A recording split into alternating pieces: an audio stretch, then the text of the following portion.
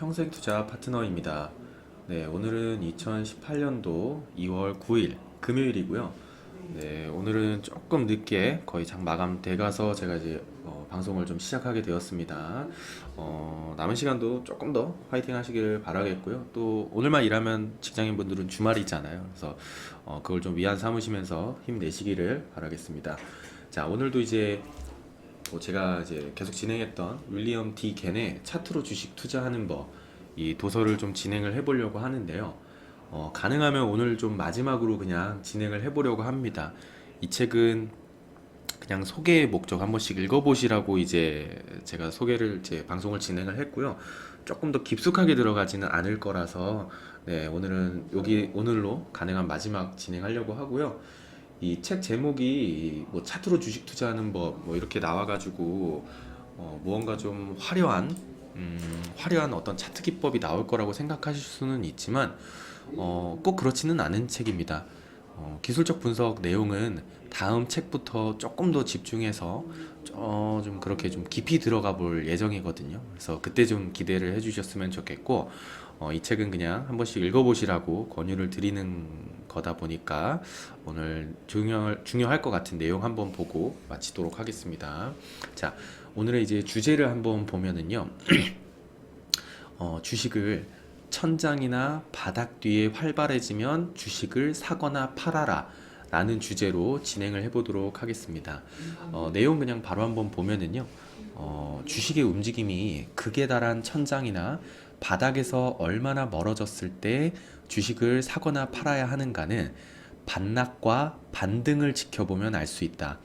평균적으로 주식은 5에서 7% 정도 반락을 하고 뭐 때로는 10포인트 정도 반락을 한다고 하는데요. 이 크거나 작은 움직임이 완료되는 데 걸리는 시간을 계산해야 합니다. 매우 활발한 시장에서는 보통 3일 이상 반락하는 경우가 거의 없다고 합니다. 물론 있을 수도 있지만은요. 3일째 되면 더 높은 가격에 매매가 되기도 하고 반락 이틀째 주식을 사서 뭐 3% 마이너스 3%의 손절매 주문을 또 걸어두는 방법도 있다라고 하는데요.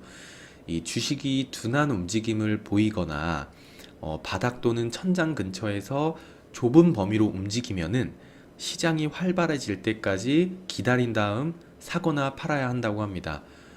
주식이 2주 이상 천장 밑에서 혹은 바닥 위에서 유지가 되고 있다가 갑자기 활발해지면 주가가 새로 상승하거나 낮아지면 활발해지는 순간 주식을 사거나 팔아야 한다고 하거든요. 그래서 많은 사람들이 주식이 상승하기 시작하는 것을 보고 주식을 사들이기 위해서 반락을 기다리죠. 하락하기를 기다리는 건데 반락은 일어나지 않고 그들은 보통 뭐 낭패를 당하게 된다고 합니다. 뭐 반락, 역행, 반대 움직임은 보통 이제 매집 시기에 뭐 일어난다라고 하고요. 이런 일이 끝나고 주식이 매집 구간을 빠져나가서 상승하면은 이제 뭐 거의 반락은 일어나지 않습니다. 왜 그럴까요? 이미 어떤 내부자들, 그러니까 상승을 이끄는 주체들이 원하는 주식을 그 뭐 거의 모두 샀기 때문이다라고 하는데요. 그들의 다음 목표는 분산 수준으로 주가를 끌어올리는 겁니다. 분산이 나올 때까지요. 그럼 이제 그때 그들은 주식을 모두 팔 것이죠. 그들은 주가가 일단 오르기 시작하면 뭐 여러분이나 다른 누군가가 끼어들게 놔두지는 않을 것입니다. 월스트리트에서는 주저하는 사람은 손해를 본다고 하거든요. 근데 뭐 이거는 국내 시장에서도 똑같죠. 월스트리트도 똑같고요. 따라서 주식이 움직이기 시작하면 움직임이 매우 활발하고 거래량이 큰 경우 기다리지 말고 주식을 매수하라 라고 합니다. 다시 한번 말씀드리면 주식이 움직이기 시작하면 그리고 움직임이 매우 활발하고 거래량이 큰 경우 기다리지 말고 주식을 매수하라 라고 하는 거고 굉장히 단순하고 좋은 말이에요. 근데 사실 주식이 뭐 별거 있는 건 아니잖아요. 그래서 이 말을 새겨 들어주시면 좋을 것 같고 매도에서도 똑같은 법칙이 적용됩니다. 일단 주식이 분산 구간에서 이제 나오면 가지고 있는 주식을 팔고 뭐 이제 미국의 경우에는 차라리 뭐 공매도를 하라고 하거든요. 국내에서는 개인 투자자분들은 안 되겠지만은요. 그러니까 주식을 가지고 희망을 거는 일은 쓸데없는 짓이다라고 좀 현실적으로 말을 하고 있고요. 주식은 여러분이 처분할 수 있도록 높은 수준으로 다시 되돌아가지 않습니다. 열차가 역을 지나서 뭐 한 30km 이상 다 달려서 어디까지 갔는데 한 명의 승객을 태우기 위해서 다시 돌아오지 않는 것과 마찬가지잖아요. 다들 뭐 열차에 타라고 큰 소리로 외칠 때 열차에 올라타야 하는 겁니다. 그렇지 않으면은 여러분은 뒤에 남겨질 것이고 주식 시장도 당연히 다를 바가 없다라고 합니다. 그래서 여기서 이렇게 말하는 거는요, 절대 뭐 복잡한 것은 없습니다. 그냥 단순하게 말해서 추세 전환이 되는 신호가 오면 뭐 사고 팔고 하라는 것인데요. 그냥 간단하게만 한번 보고 오늘 마치도록 하겠습니다. 일단은 기본적인 전제는 당연히 시장이 일단은 우리는 매수 포지션으로만 돈을 버는 투자자들이잖아요. 공매도를 하지 않기 때문에 시장이 강세장이다라는 거를 가정하고 종목 일진 머티리얼즈 작년에 한번 이 모습을 볼 텐데요. 네, 한번 보도록 하겠습니다. 자, 이렇게 바닥권이 바닥권이 있었고 이때부터 거래량이 없었지만 거래량이 한번 크게 올라와주면서 상승을 했죠. 근데 일단은 장기 이동평균선 아래 있으니까 이때부터 추세가 그냥 시작하려나 라고 생각을 하셔도 됩니다. 이때 매수를 하셔도 되기는 하겠지만 가능하면은 한번 보내주고 이제 두 번째 매수하는 게 더 안전하다고 했잖아요. 그래서 이때 뭐 째려보고 있다가 또 찌글찌글 이렇게 또 나오죠. 이렇게 또 거래량도 많이 없이 찌글찌글 이렇게 모습이 있다가 다시 한 번 더 뭐 정고점을 뚫어주는 거래량과 함께 정고점을 뚫어주는 이때, 그러니까 주식이 갑자기 활발하게 움직일 때 매수하는 것이 좋다라고 하는 거고요.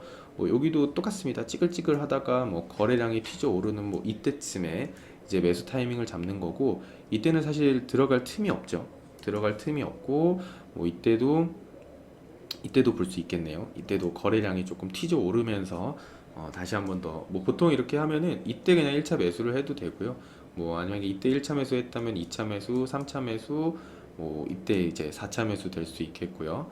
근데 이제 이런 식으로 이제 쭉 상승을 하다가 매도를 할 때는 또 반대로 똑같이 생각을 해주시면 됩니다. 어떤 의미 있는 하락 거래량이 크게 나올 때 하락의 추세 전환이 되는 건가 라고 좀 이제 경계를 할 필요가 있는 거거든요.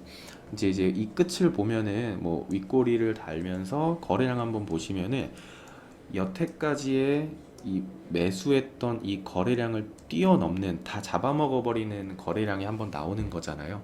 그럼 이제 그때부터는 어떤 좀 하락의 조짐 아니면 횡보의 조짐, 좀 얘가 상승을 이끄는 이 주체들의 힘이 이제 매도하려는 주체들의 힘한테 좀 잡아먹힌 상태가 되는 거거든요. 그러니까 그냥 주가를 단순하게 바라봐 주시면 되고, 이때부터 그냥 매도 관점에서 주식을 보셔도 돼요. 사실 이때 매도하면 뭐 가장 이상적이겠지만 뭐 꼭 이때 매도 안 해도 됩니다. 뭐 이렇게 가다가 뭐 조금 떨어졌을 때 매도해도 되거든요. 그래도 뭐 여기서 뭐 여기까지 수익은 못 먹어도 적어도 뭐 이 정도는 수익을 먹을 수가 있는 거잖아요. 그래서 여기서 하는 말들, 그리고 책을 보면은 조금 복잡하게 써져 있고 무슨 말이지 라고 해도 결국에 차트를 보면서 종목을 보면서 이제 보면은 그냥 상승할 때 어떤 정고점을 뚫을 때 뭐 사라, 아니면은 뭐 전 저점을 이탈할 때 팔아라. 그러니까 추세 전환의 이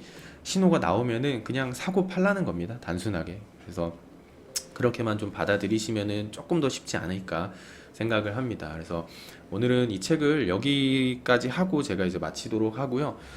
다음 주부터는 그 스티브 니슨의 캔들 차트 투자 기법, 이제 이거는 하나하나씩 좀 자세하게 보려고 하거든요. 그래서 어떤 수학의 정석 같은, 캔들의 정석 같은 책이라고 할 수 있죠. 그래서 하나하나씩 보면서 좀 공부하는 시간을 앞으로는 좀 가져보면은 좋을 것 같습니다.